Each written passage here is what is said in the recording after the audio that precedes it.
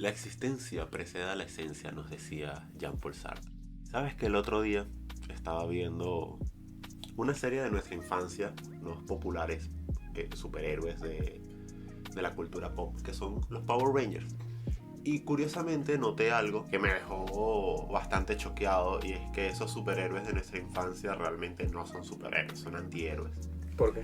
Porque sí, tenemos muy arraigado que el superhéroe intenta de cierta forma no irse hacia soluciones absolutas, ¿no? O sea, el superhéroe no mata al villano, sino que lo lleva a la cárcel o lo intenta ayudar de alguna forma. Claro. Pero eso no existe en los Power Rangers. Ellos van a matar y se acabó. Pero ¿por qué asumimos que quitar la vida es necesariamente antiheroico? Creo que es porque el sentido que le atribuimos al héroe está en esa caballerosidad de no matar, de no ser tan malo como el malo. Por eso el que mata le dices antihéroe, pero no le dices villano. Exacto. Como Deadpool, Exactamente. The Punisher, Ujú. y inserte otros ejemplos. Los Power Rangers. Los Power Rangers. Son realmente creo que solo 2 temporadas donde sí se les puede considerar héroes, porque arrestan a los villanos, pero en Ok. el resto van y los matan. Claro.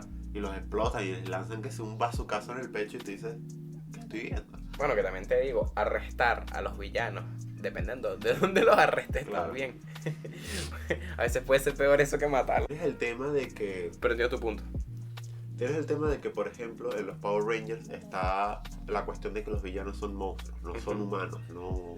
Entonces, al no reconocer una humanidad en ellos, hay como un sentido de otredad allí que atañe en la serie, y donde lo que no es humano por consiguiente es perverso y por consiguiente debe ser erradicado. Es como Sí. el principio de los Power Rangers. Como una idea también de vista desde el especismo, ¿no?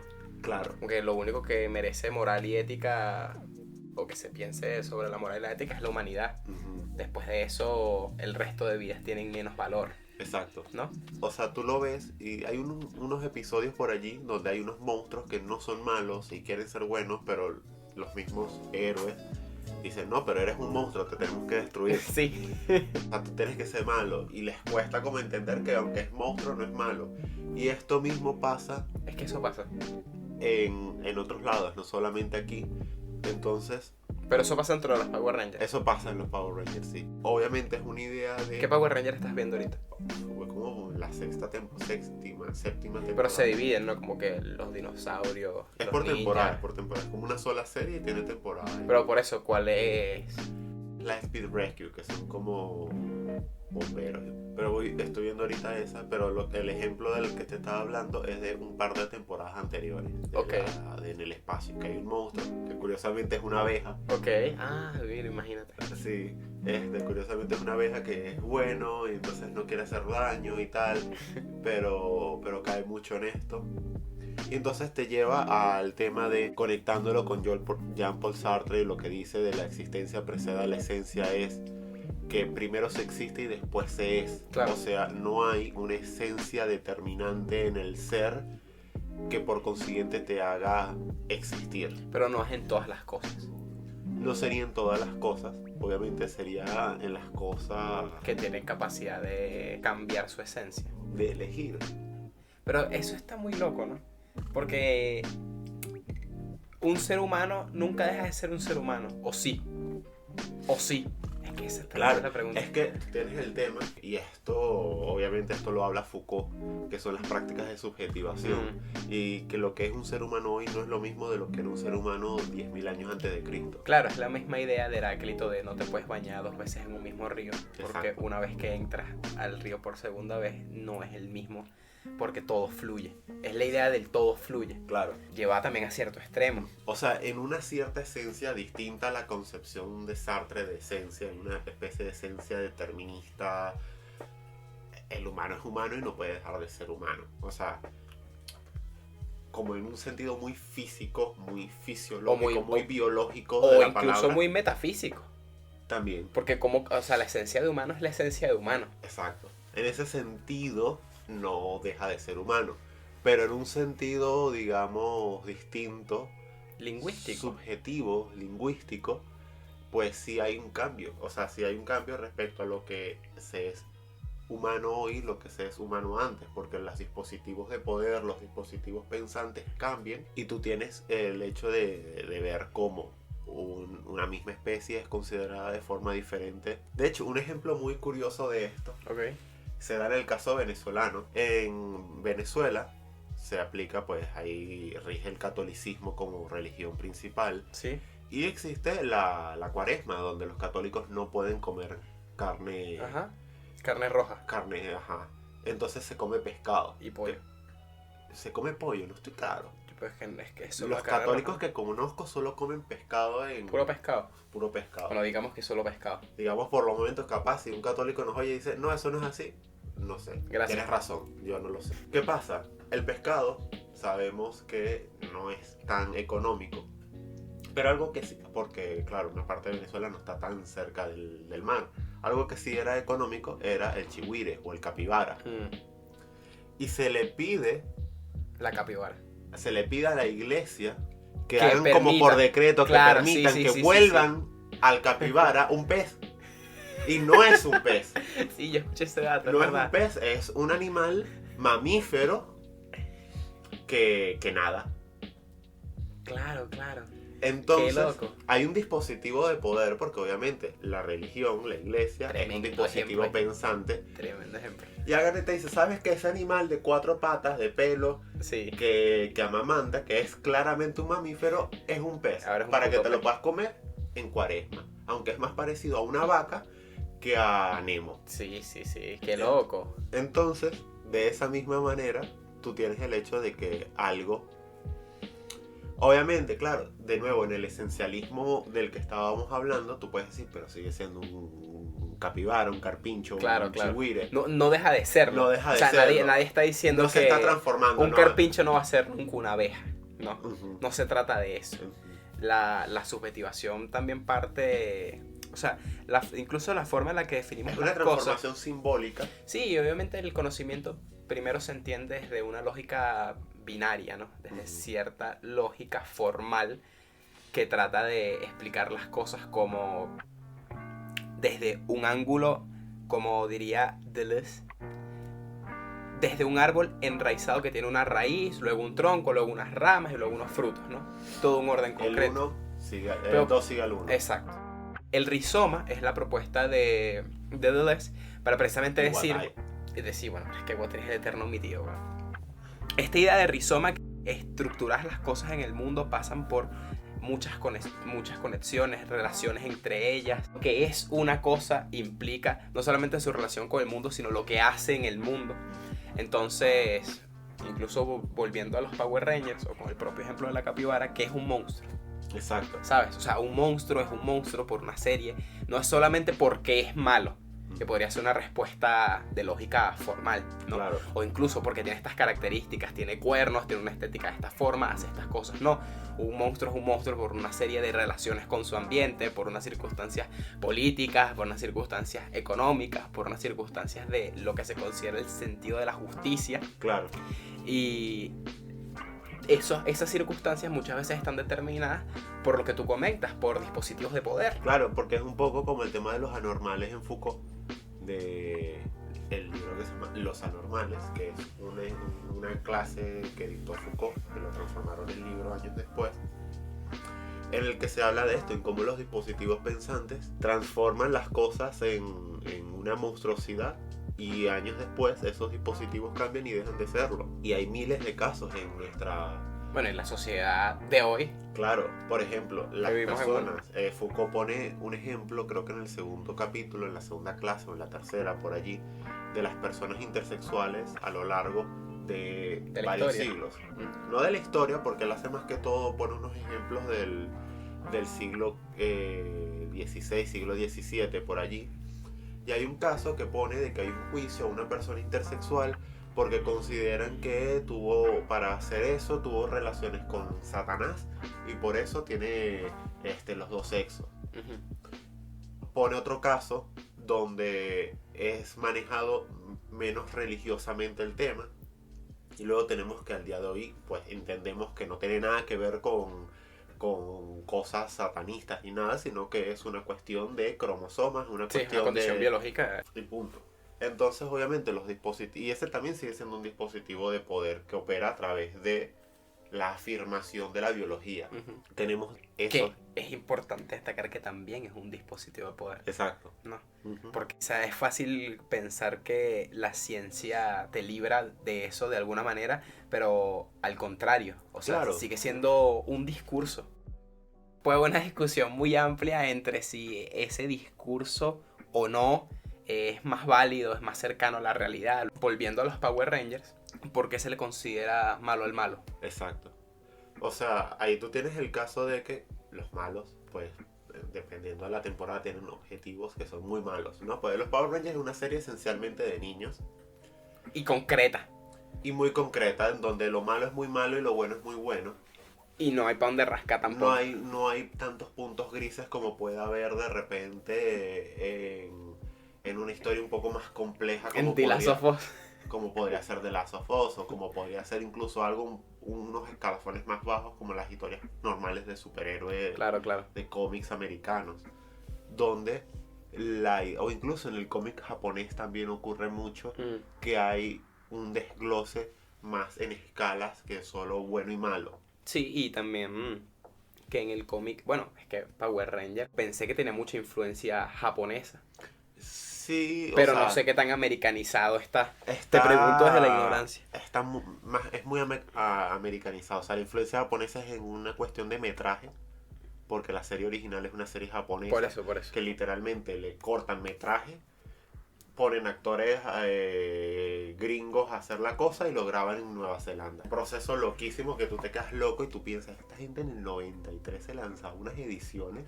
Sí, y fíjate hablando justamente sobre eso, sobre cómo cambian las definiciones, están interceptadas por un montón de relaciones, circunstancias, etcétera, y los dispositivos de poder, que está reflejando el arte y que nos dice que puede definirse como el malo hoy. Porque quizá en los Power Rangers es simple, ¿no? Es el tipo que quiere destruir el mundo. Sí, o sea, por ejemplo, lo que se refleja en series como los Power Rangers y demás es muy este sentido, este miedo clásico gringo de la invasión, porque siempre el malo está afuera y quiere algo de la Tierra, quiere conquistar la Tierra y envía uno que otro monstruo a atacar y los Power Rangers defienden.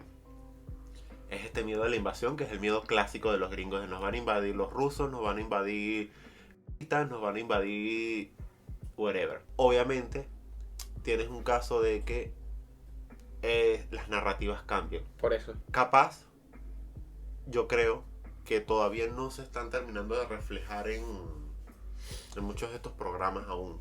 O sea, yo creo que no están todavía globalizadas en el discurso. Lo que pasa es que, por ejemplo, fíjate el proceso del miedo como tal en los Estados Unidos. Tú termina la Segunda Guerra Mundial, empieza la Guerra Fría. Está el nervio atómico porque... Sí. Y en todos los juegos de video, siempre el malo es el ruso, el japonés, o una bomba atómica, o un peo posapocalíptico. Y tú tienes desde los 50 hasta los 70, 80 un miedo que viene de arriba hacia abajo. O sea, hay un gobierno diciéndole a la gente, cuidado que nos atacan. Y la gente empieza a construir búnkeres, empieza a construir vainas, empieza a almacenar comida. Y esto se queda muy grabado en la mentalidad norteamericana. O sea, es algo que perdura hoy en día en la acumulación que muchas veces tú puedes ver en el capitalismo norteamericano, que Claro. es muy de máquina, ¿sabes? Opera muy de esta forma. Entonces yo creo que para que estos nuevos miedos que surgen tengan como ese mismo alcance, tienen que ser asumidos por una especie de gobierno, estado, e infundirlos hacia abajo. Yo creo que eso aún no ocurre con la fuerza en que ocurrió en los años 50 con el miedo atómico. Hay muchas situaciones allí. O sea, lo que pasa es que quizá el arte hoy es más sutil, es más simbólico que antes. Puede ser que sí. ¿Sabes? O sea, si te fijas, yo creo que se intenta más cambiar ciertas formas de discurso antes que de cierta manera caricaturizar tanto algo. Porque Claro. los Power Rangers es una caricaturización de los conflictos de los norteamericanos. Aunque, bueno, sí, o sea, si lo comparamos con el género de donde viene, que es un género japonés que se llama tokusatsu, es muy de esto, hay unos monstruos que atacan y una gente defiende. De hecho, Godzilla es del mismo género. Es casi como... Bueno, no, es casi como un shonen, pero como más... Lo que pasa es que tiene como características muy estéticas, muy muy concretas. específicas. Muy específicas. Por ejemplo, Godzilla es parte del género de cierta manera. Es como un primo del género, un precursor casi. Que Godzilla también es un buen ejemplo del miedo a... Ajá, el miedo al desastre atómico. Al problema del desastre atómico. Sí. Pero, por ejemplo, fíjate un ejemplo relativamente reciente. La idea de Thanos responde al miedo de la sobrepoblación, de la falta de recursos. Por ejemplo, que yo creo que todavía se vive. O sea, yo creo que está bastante latente hoy. Y por eso tanta gente incluso lo justifica. Que nosotros no, bueno, no sé, eso puede ser una discusión entera para otro episodio. Pero fíjate que, por ejemplo, lo interesante de Thanos y villanos como estos, a diferencia de los de Power Rangers, que son más caricaturas. Sí, que son muy muaca. Ajá. Es que este tipo de villanos, un poco más complejos, un poco con más trasfondo narrativo, tienen algo que te hace pensar que quizá no son tan malos. ¿Qué demonios es un héroe y qué demonios es un villano? ¿Por qué? Porque en este tipo de historias quienes ponen el acelerador narrativo es el villano. Cuando digo el acelerador narrativo es que quien intenta cambiar algo, por lo general es el villano. Y el héroe es un defensor del status quo. Obviamente hay status quo que no quieres que cambien como los quiere cambiar el villano. O sea, tú no quieres que venga alguien y desaparezca la mitad de las personas. Obvio. Bueno, sabes que de paso no sirve para nada. Pero al menos pone en conversación algo. El villano no tiene razón, como yo considero que Thanos no tiene razón, pero al menos te pone en presencia una problemática. Tiene una estructura de... Que ni Iron Man con todo su dinero lo está considerando, ¿sabes? O sea, Iron Man está pensando en que venga algo y nos tenemos que defender. Exacto. Y están los Avengers ahí, ¿qué tal? ¿Qué sé yo? Pero no están resolviendo pero nadie propone, otro tipo de problema. Nadie propone una solución distinta. O sea, al menos el villano, aunque proponga una solución drástica que implique una lógica del fin justifica los medios, que sea muy barbárica o muy violenta, pero por lo menos propone. Claro. ¿No? En cambio, el héroe decide que las cosas se tienen que mantener en su status quo. Claro, porque el héroe es un servidor del status quo. Entonces, en este caso, tú tienes este grupo de héroes que de alguna manera funcionan bajo una mentalidad muy militar. O sea, tal cual. Fíjate que dentro del discurso de estos medios nos meten un superhéroe que funciona bajo una mentalidad muy militar. O sea, te pasan por debajo de la mesa la forma en cómo operan, porque es que el discurso incluso de Civil War, de la película, no del cómic. Allá iba. Ese discurso, si lo llevas a la vida real, ¿no se te parece mucho al desarme y no desarme de los Estados Unidos? Claro, totalmente.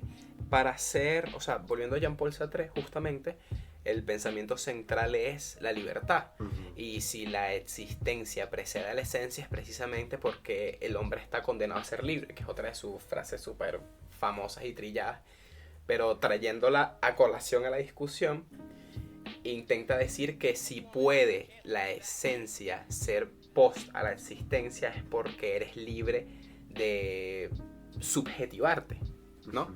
Claro, y es que fíjate, volviendo al tema entonces, pero, o sea, quería porque como comentaste lo de Civil War y quería comentarlo de la libertad y armé toda esta idea para decir que la postura del Capitán América es eso, es buscar la libertad de que el héroe no esté condenado, definido o regido por una línea, ¿no? Por ese dispositivo de poder. Luego obviamente intervienen otros, por eso ya es irnos demasiado a la paja. Al carajo. Pero sí, ¿no? Es un poco esa idea.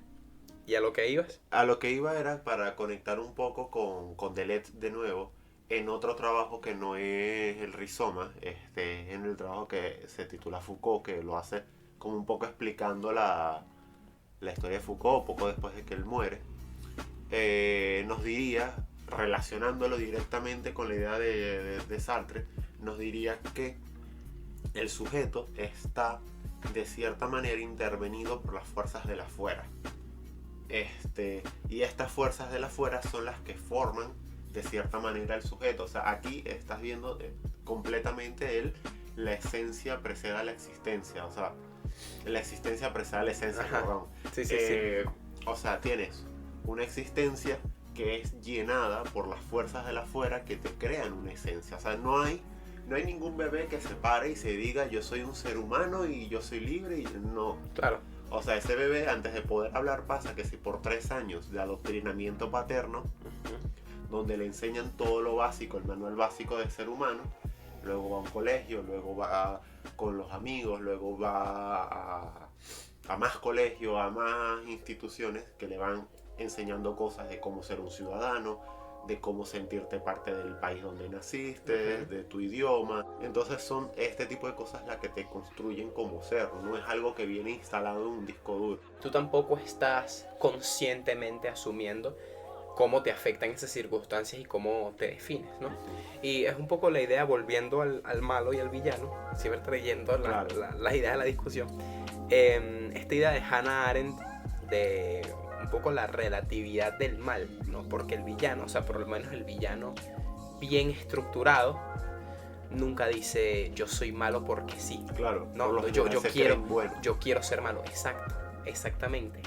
Porque están atravesados de cierta manera por una narrativa, una circunstancia, otra vez como volviendo a la idea de Rizoma, que los lleva a actuar de una forma concreta. Pero lo interesante es que quien dice que es un villano es el héroe. No es él el que se está definiendo de esa forma, sino es otro. Y es otro al que, por una razón casi como divina, ¿no? Casi religiosa, es el otro el que tiene la potestad de definirlo a él. Son partes del poder del lenguaje. Porque, por ejemplo, hay un autor que nos habla, esto es referente al dialecto, pero creo que es aplicable la frase con respecto a lo que estamos hablando, que es cuando interactuamos con otros que nos damos cuenta de lo diferente.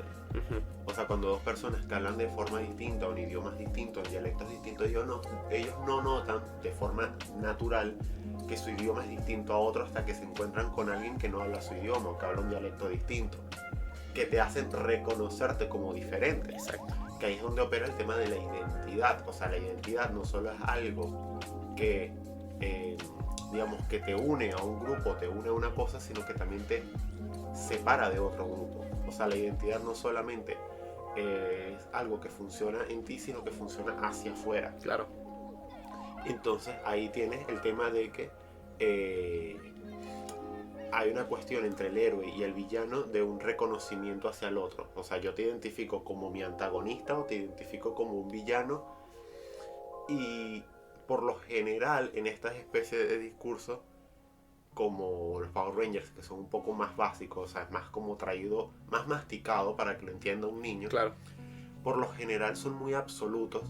Y los pocos casos en que tienes estos monstruos que no se quieren identificar como malos porque no se sienten malos y tal, y tienes un carajo que se supone bueno que te dice, pero es que te tengo que destruir, chamo, pues tú eres un monstruo.